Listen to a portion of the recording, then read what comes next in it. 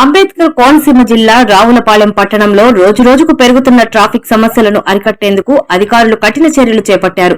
జాతీయ రహదారి సర్వీసు రోడ్డుపై అనధికారికంగా ఏర్పాటైన ఆక్రమణలు వాహన రాకపోకలకు తీవ్ర అంతరాయం కలిగిస్తున్న నేపథ్యంలో హైకోర్టు ఆదేశాల మేరకు విస్తృత స్థాయిలో తొలగింపు కార్యక్రమాన్ని నిర్వహించారు.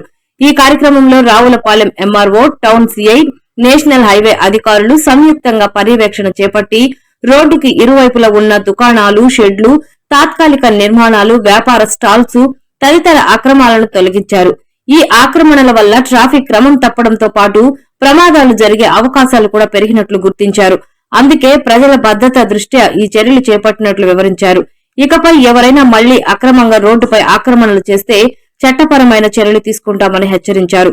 స్థానిక ప్రజలు, వాహనదారులు ఈ చర్యలను స్వాగతిస్తూ ట్రాఫిక్ సమస్యలు తగ్గుతాయని ఆశాభావం వ్యక్తం చేశారు.